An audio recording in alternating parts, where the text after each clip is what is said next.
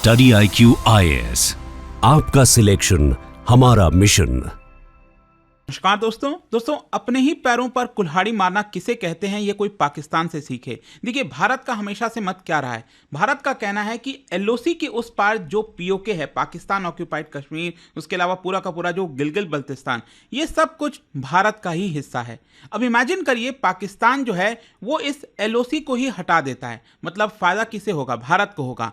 तो यहां पर आपने देखा होगा, पाकिस्तान ने हड़बड़ी में, जल्दबाजी में जो शिमला एग्रीमेंट है उसी को ही रद्द कर दिया। तो एक प्रकार से उसने अपने ही पैरों पर कुल्हाड़ी मारी। और इस वीडियो के अंदर मैं आपको वो 3 चीजें बताऊंगा जो कि भारत ले सकता है, स्टेप ले सकता है, जिससे हम और ज्यादा फायदे में हो सकते हैं। यहां पर POK की काफी चर्चा चल रही है कि POK भारत के पास वापस आना चाहिए। इसको थोड़ा डिटेल से समझेंगे, चलिए आगे बढ़ते हैं। लेकिन उससे पहले आप सबको बता दूं, स्टडी IQ पर इस समय अचीवर्स कार्निवल सेल चल रहा है। मतलब कोई भी कोर्स बैच आप लेते हैं, you can use this code Ankit live to get extra discount, maximum discount. और हमारे जो बैचेस हैं उसमें प्रीलिम्स, मेंस, इंटरव्यू सब कुछ की कंप्लीट प्रिपरेशन कराई जाती है। तो चलिए शुरुआत करते हैं। देखिए, यहाँ पर थोड़ा सा बैकग्राउंड देख लेते हैं। Shimla agreement, I am sure कि अभी तक आप सबने पढ़ ही लिया होगा कि 1972 में यहाँ पर जो इंदिरा गांधी जी हैं, भारत की प्राइम मिनिस्टर, और पाकिस्तान के उस समय के जो प्रेसिडेंट थे जुल्फिकार अली भुट्टो, इनके बीच में ये साइन किया गया था। अच्छा, इसका मेन ऑब्जेक्टिव क्या था? ऑब्जेक्टिव यही था कि बायलैटरली और पीसफुली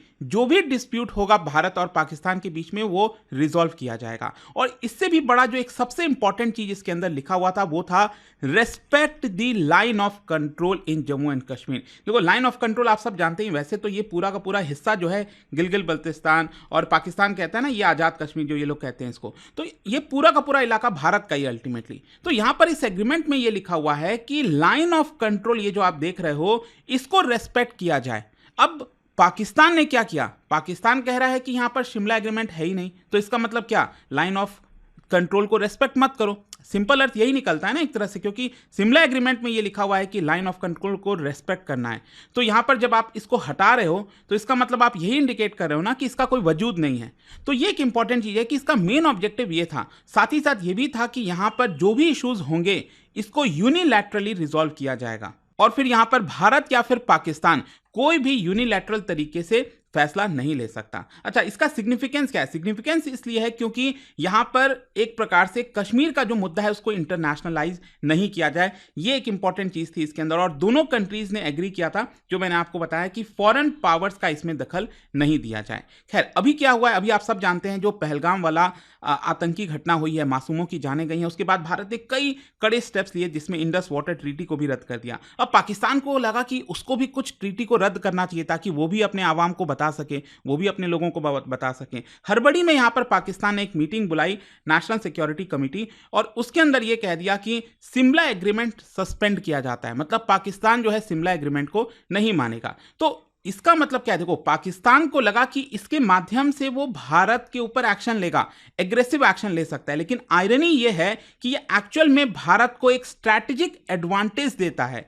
क्यों? क्योंकि अब यहां पर भारत बाउंड नहीं है शिमला एग्रीमेंट के अंदर जो चीजें लिखी गई हैं उसके ऑब्लिगेशन से। तो वो 3 बड़े मूव्स कौन से हैं जो भारत चल सकता है?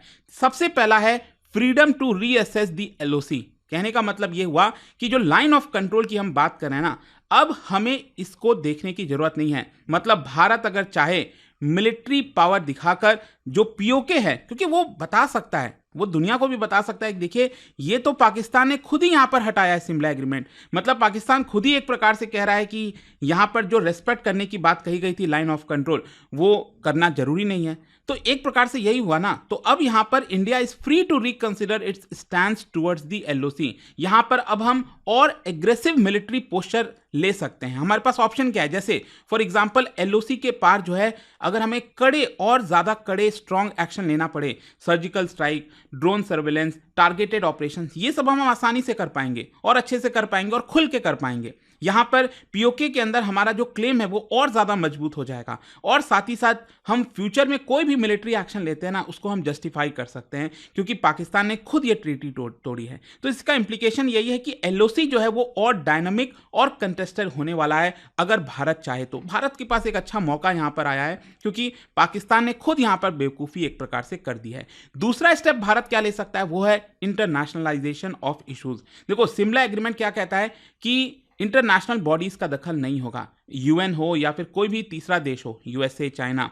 यहां पर अब क्या है कि पाकिस्तान ने अगर एग्रीमेंट ब्रेक किया, मतलब India is free to raise Pakistan terror support internationally. पहले क्या होता था ना, पाकिस्तान अगर भारत मान लो यूएन में कहता है या फिर कहीं पर भी कहता है कि पाकिस्तान जो है टेरर को हार्बर करता है, टेररिज्म को चलाता है, पीओके के अंदर ये सारी चीजें, तो उस समय क्या करता था पाकिस्तान, शिमला एग्रीमेंट का हवाला देता था कि शिमला एग्रीमेंट के तहत आप ये इश्यूज नहीं वहां उठा सकते थे। बट ऑल्दो आप देखोगे तो पाकिस्तान खुद ये इश्यूज लेकर जाता था। हर साल अगर आप देखिए तो यूएन के अंदर पाकिस्तान के फॉरेन मिनिस्टर, प्राइम मिनिस्टर जब भी आते हैं तो बार बार कश्मीर का मुद्दा उठाते हैं। लेकिन जब भारत अगर मान लो उठाता तो पाकिस्तान कहलाता कि शिमला एग्रीमेंट का वायलेशन हुआ है। तो यहां पर अब भारत क्या कर सकेगा, जो पाकिस्तान स्पॉन्सर्ड टेररिज्म है उसको अलग अलग फोरम में अब हम ले जा सकते हैं, G20, ब्रिक्स, यूएनएससी, कॉमनवेल्थ, हर जगह। और यहां पर पाकिस्तान टेरर नेटवर्क के खिलाफ पाकिस्तान के ऊपर हम ग्लोबल सैंक्शंस की मांग कर सकते हैं। ये सारी चीजें भारत कर सकता है।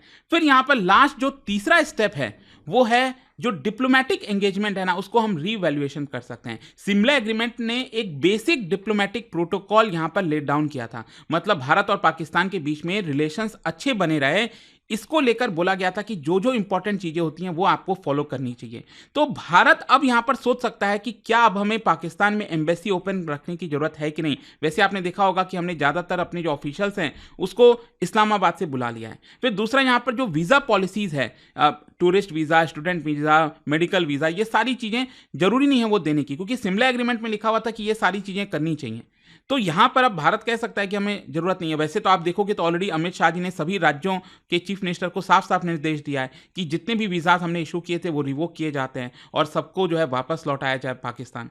फिर नेक्स्ट है यहां पर क्रॉस बॉर्डर ट्रेड। भारत कह सकता है कि हमें जरूरत नहीं है, क्योंकि शिमला एग्रीमेंट में लिखा हुआ है कि अगेन यहां पर ये बेसिक चीजें होनी चाहिए। तो वैसे तो भारत ने ऑलरेडी पहले बंद कर दिया कि अब तो इनफैक्ट मेडिसिन को लेकर बहुत बड़ी किल्लत होने वाली है पाकिस्तान में। भारत कह सकता है आप ही ने ये शिमला एग्रीमेंट तोड़ा है, हम नहीं कर रहे हैं आपके साथ ट्रेड। फिर इसके अलावा जो बायलैटरल समिट्स है वो भी जरूरी नहीं है हमारे लिए करना। इनफैक्ट भारत को रिव्यू करना चाहिए कि 1972 के बाद से अगर कोई भी एग्रीमेंट हुआ है पाकिस्तान के साथ तो वो भी हम फ्रीज कर दें, क्योंकि अल्टीमेटली ये सारी चीजें शिमला एग्रीमेंट से जाकर जुड़ती हैं। तो शिमला एग्रीमेंट ही नहीं है मतलब बाकी चीजों का कोई मतलब ही नहीं रहा। तो यहां पर अल्टीमेटली लास्ट में क्वेश्चन आता है कि why is this so important for India. देखो पाकिस्तान का मिस कैलकुलेशन, पाकिस्तान का जैसे मैंने आपको बताया कि उसको लगा कि शिमला एग्रीमेंट तोड़कर वो भारत को डिप्लोमेटिकली जो आइसोलेट कर पाएगा। रियलिटी ये है कि पाकिस्तान खुद यहां पर इररिस्पॉन्सिबल हुआ है अपने कदम से और उसने रिजेक्ट किया है पीसफुल बायलैटरल मैकेनिज्म।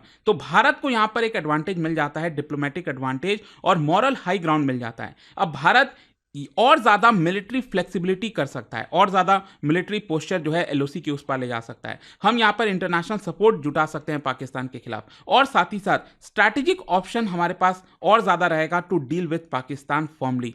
तो ये सारी चीजें अब भारत के अंदर में आ गई हैं and that is because Shimla agreement का कोई वजूद नहीं रहा। तो ये पूरा वीडियो था दोस्तों, आई होप आपको समझ में आया होगा। और जाने से पहले आप सबके लिए एक क्वेश्चन है, इंटरेस्टिंग क्वेश्चन है। देखिए क्या आप बता सकते हो इनमें से कौन से केस के अंदर अगर आप देखेंगे तो भारत ने शिमला एग्रीमेंट का हवाला दिया था, मतलब इनमें से कौन सी ऐसी घटना हुई थी जिस समय भारत ने कड़े तौर पर यह कहा था कि थर्ड पार्टी इंटरवेंशन नहीं किया जा सकता, क्योंकि यहां पर शिमला एग्रीमेंट के अंदर साफ साफ लिखा हुआ है। क्या बता पाएंगे इन चार ऑप्शन में से? और इसका जो राइट आंसर आप सब जानते हैं मेरे इंस्टाग्राम पर तो मिलेगा ही, वहां पर अगर आप नहीं हो कोई बात नहीं, टेलीग्राम से ले सकते हैं इसका सही उत्तर। और जैसा कि आप सबको पता है स्टडी IQ पर यूपीएससी के जो भी कोर्सेज आप लेना चाहें वो अवेल कर सकते हैं। और स्पेशली अभी के समय यहां पर आपको एक्स्ट्रा जो भी ऑफर मिलता है उससे एक्स्ट्रा और ऑफर दिया जा रहा है। By using this code Ankit live you will get this. और ध्यान रखिएगा हमारे जितने बैचेस होते हैं उसमें आपको पूरी तैयारी कराई जाती है, प्रीलिम्स, मेंस, इंटरव्यू, घर पर आपके बुक्स का पूरा सेट भेजा जाता है और एक पर्सनल मेंटर मिलता है। तो आप लिंक पर जाइए, अलग अलग ऑप्शंस हैं वहां पर यूपीएससी कोर्सेज से रिलेटेड, जो भी आपको ठीक लगे अलग अलग पैकेजेस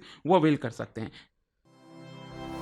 स्टडी IQ IAS, आपका सिलेक्शन हमारा मिशन।